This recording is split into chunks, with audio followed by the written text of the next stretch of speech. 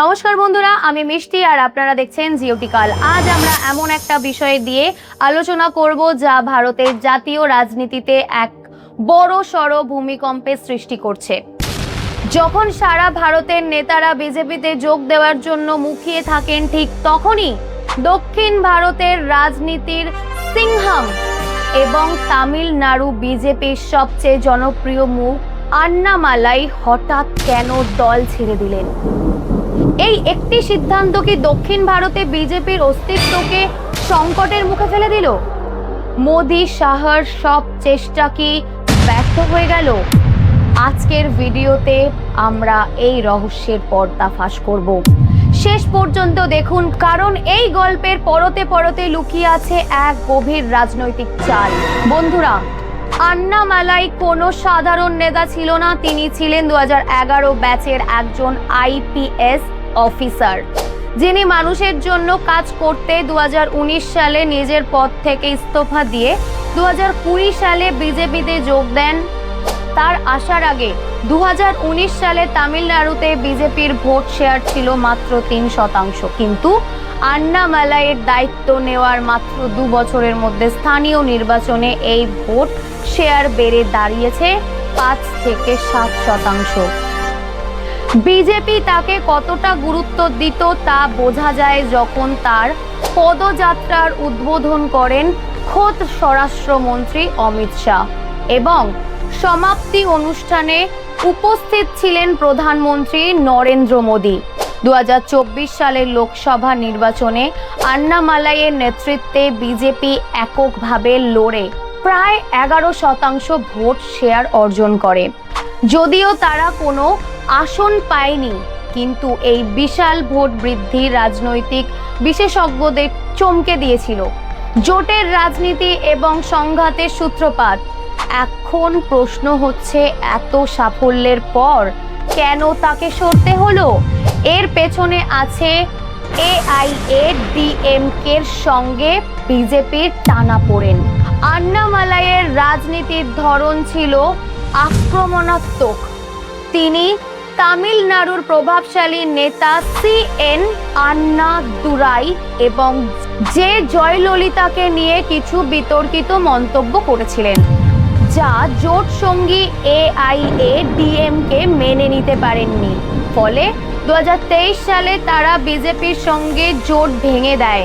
কিন্তু 2024-এর নির্বাচনের পর বিজেপির কেন্দ্রীয় নেতৃত্ব বুঝতে পারে যে শুধু ভোট শেয়ার বাড়লে হবে না, আসন জিততে হবে।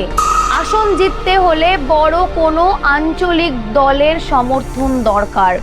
বিজেপি এবার এআইএডিএমকের সঙ্গে জোটের কথা শুরু করে। এআইএডিএমকে নেতা এডাপ্পাডি পালানিস্বামী একটি কঠোর শর্ত দেন: আন্নামালাইকে বিজেপির রাজ্য সভাপতির পদ থেকে সরতে হবে। কারণ আন্নামালাইয়ের আকাশচুম্বী জনপ্রিয়তা তাদের অস্তিত্বের জন্য হুমকি হয়ে দাঁড়িয়েছিল। আন্নামালাই ছাড়াই কি বিজেপি শেষ? বিজেপি কেন্দ্রীয় নেতৃত্ব শেষ পর্যন্ত জোটের স্বার্থে আন্নামালাইকে পেছনের সারিতে সরিয়ে দেয়। কিন্তু এর ফল কি হলো? 2026 সালের বিধানসভা নির্বাচনে যখন আন্নামালাই কোনো প্রচার করেননি, তখন বিজেপির ভোট শেয়ার 11% থেকে হুড়মুড় করে পড়ে গিয়ে মাত্র 2.9% এসে দাঁড়ায়। অর্থাৎ আন্নামালাই ছাড়া বিজেপি আবার তাদের সেই পুরনো অবস্থানে ফিরে গেল।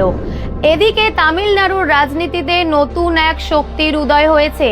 জনপ্রিয় অভিনেতা বিজয় এবং তার দল টিভিকে। 2026-এর নির্বাচনে বিজয়ের দল 108টি আসন পায় এবং এআইএডিএমকে একাংশের সমর্থনে তিনি মুখ্যমন্ত্রী হয়ে যান। এই বদলে যাওয়া রাজনৈতিক সমীকরণে বিজেপি এখন পুরোপুরি কোণঠাসা। ভারতের জন্য এর প্রভাব ও আন্নামালাইয়ের ভবিষ্যৎ কি হতে চলেছে? আন্নামালাইয়ের এই প্রত্যান শুধুমাত্র বিজেপির ব্যক্তিগত ক্ষতি নয়, এটি ভারতের জাতীয় রাজনীতির জন্য এক বিশাল বার্তা। উত্তর বনাম দক্ষিণ, বিজেপিকে আজও তামিলনাড়ুর মানুষ একটু হিন্দুভাষী বা উত্তর ভারতীয় দল হিসেবে দেখে। আন্নামালাই এই ধারণা ভাঙতে পেরেছিলেন কারণ তিনি ছিলেন খাঁটি তামিল সন্তান। তাহলে আঞ্চলিক শক্তির প্রভাব কি ছিল? আন্নামালাই হয়তো খুব শীঘ্রই নিজের একটি নতুন আঞ্চলিক দল গঠন করবেন, যা পুরোপুরি তামিল পরিচয়ের ওপর ভিত্তি করে গড়ে উঠবে। তিনি যদি দুর্নীতিমুক্ত এবং বিকল্প নেতৃত্বের মুখ হয়ে উঠতে পারেন, তবে ডিএমকে এবং এআইএডিএমকে উভয় দল থেকেই কর্মী সমর্থকরা তার দিকে ঝুঁকে পড়বে। এতে বিজেপির কি শিক্ষা হওয়া উচিত? কেন্দ্রীয় নেতৃত্ব যখন স্থানীয় বলিষ্ঠ নেতাদের গুরুত্ব কমিয়ে জোটের দিকে বেশি মনোযোগ দেয়, তখন দীর্ঘমেয়াদী দলের ক্ষতি হয়। তার উদাহরণস্বরূপ তামিলনাড়ু তার জ্বলন্ত উদাহরণ। সবশেষে বলা যায়, আন্নামালাইয়ের বিজেপি ত্যাগ দক্ষিণ ভারতে বিজেপির স্বপ্নকে ধূলিসাৎ করে দিয়েছে। আন্নামালাই কি রাজ্যসভা সদস্য হয়ে দিল্লি চলে যাবেন? তিনি সেই প্রস্তাব আগেই ফিরিয়ে দিয়েছেন, কারণ তার লক্ষ্য তামিলনাড়ুর মুখ্যমন্ত্রী হওয়া। আপনাদের কি মনে হয়, আন্নামালাই কি নতুন দল গড়ে তামিলনাড়ুর রাজনীতিতে বিকল্প আনতে পারবেন, নাকি বিজেপি তাকে ছাড়া অন্য কোনো পথে আবার ঘুরে দাঁড়াবে? কমেন্ট করে আপনার মতামত জানান। ভিডিওটি ইনফরমেটিভ মনে হলে একটি লাইক দেবেন এবং আমাদের চ্যানেল জিওটিক্যালকে সাবস্ক্রাইব করতে একদমই ভুলবেন না। যদি ভিডিওটি ফেসবুক থেকে দেখে থাকেন তাহলে ফলো করবেন। মনে রাখবেন, রাজনীতি শুধু ক্ষমতার খেলা নয়, এটি মানুষের বিশ্বাসের লড়াই। আজ এই পর্যন্তই, দেখা হবে পরের ভিডিওতে। সদা সর্বদা ভালো থাকুন, সুস্থ থাকুন এবং দেশকে ভালোবাসুন। জয় হিন্দ।